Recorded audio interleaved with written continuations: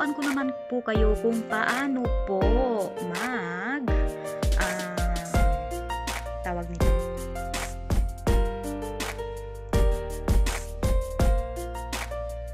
Kung saan po tayo sa mga monetized channel po, tuturuan ko po kayo sa mga bago pa lang muna monetize kasi noon po talagang nahihirapan po talaga ako guys, tawag nito. Punta po tayo dito.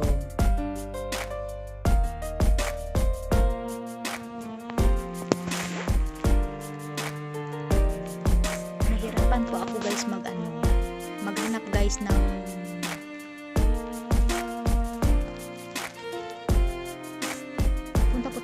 $sign. Ayan, sa mga monetized channel po ayan po kung nakikita nyo po, membership.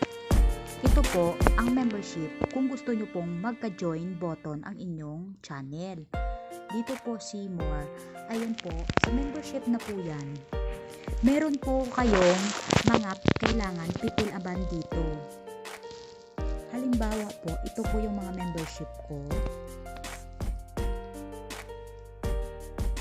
Ayan po ang mga membership ko. Tapos,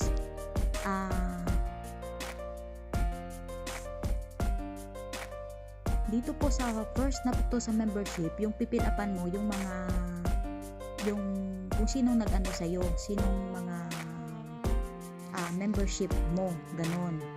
Tapos, dito ako nahirapan guys sa mga offer na to. Dito sa offer na to guys, nakikita nyo ba? Ayan, i-zoom po natin. I-zoom po siya kita guys, no? Dito may nakalagay guys kung ilan ang gusto nyo sa inyong step 1, kung magkano ang kasi guys sa akin, real kasi sa akin dito. So 49 pesos lang naman yan siya guys, ang 5 real. Ayan. Tapos sunod ko 99, sunod naman 129. Nakadepende yan sa inyo guys yan. Step 1, step 2, step 3.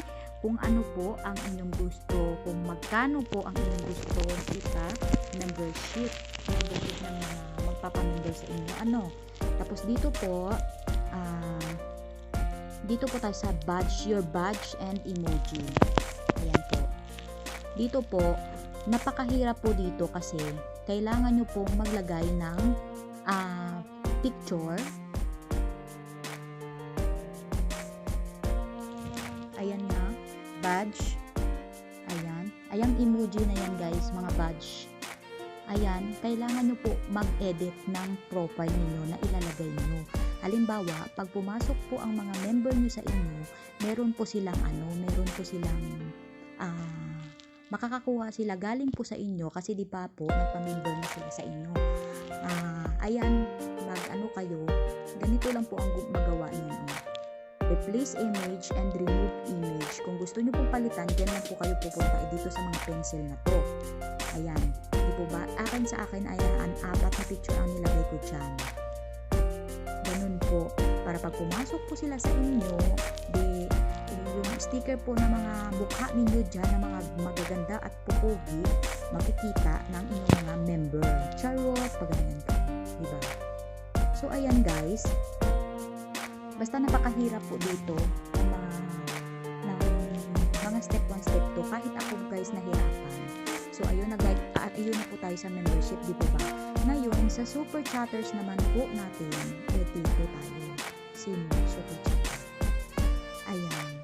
Dahil meron na po akong super chatter, so hindi ko na makikita kung anong mga pinilapan ko doon. Basta, iyan guys, sa mga monetized channels, dyan na baguhan guys, dito kayo pumunta sa my channel monetization nyo dito sa $sign. I-click nyo lang yan guys, tapos makikita nyo ang mga membership at saka mga guys, super chatter. So, ganun lang guys. Ayan, sana nagustuhan nyo ang ating tutorial for today guys. Ayan, sa mga hindi pa po nakapag-subscribe sa aking YouTube channel, please don't forget to subscribe my channel na new content in the vlog. Thank you so much guys. Bye! So, hello everyone. Ayan guys, tuturuan ko po kayo, Tagalog tutorial po tayo. Tuturuan ko po kayo kung paano po maglagay ng ads sa ating First po, punta po muna tayo ng Chrome. Then, ayan na po yung mga natin, yung mga video natin. Ayan. So, bakit lumipat siya?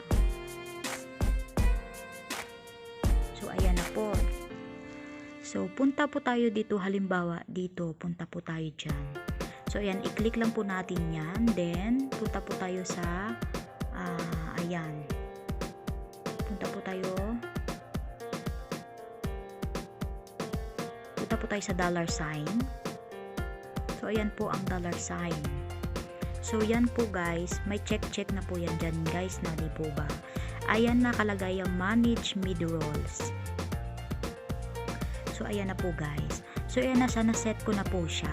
So, minsan guys, makikita nyo mayroong mga ad break dyan. So, pag i-delete nyo, i-click nyo lang to guys, yung mga parang delete to guys. Ayan, delete na po yan isa-isa. Ayan, delete na po yan. So, ngayon, pupunta po tayo ng dito. Merong line dito guys. Yan lumalakad yan siya guys. Kung talagang palalakarin nyo yan siya. Wait, what happened?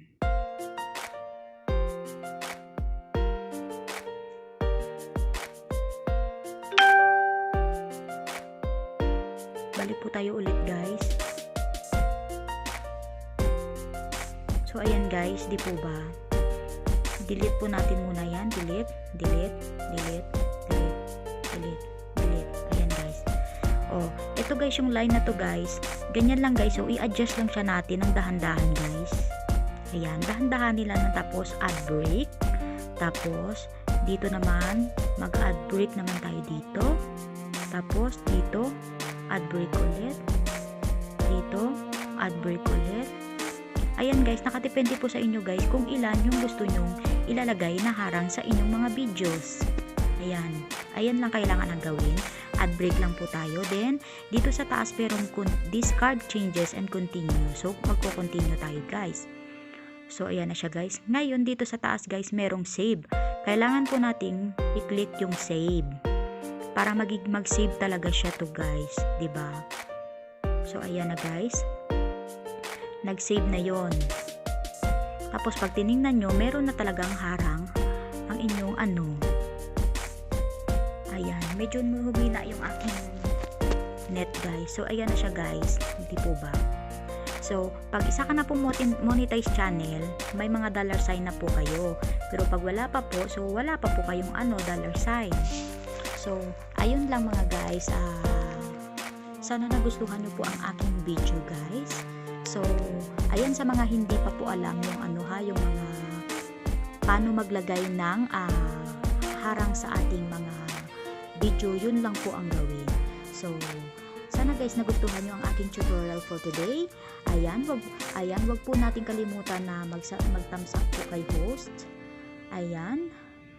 At mag-dikit po, mag-subscribe. Don't forget to subscribe my channel, Noemi Competente Vlog. Ayan guys, see you. Bye. Thank you.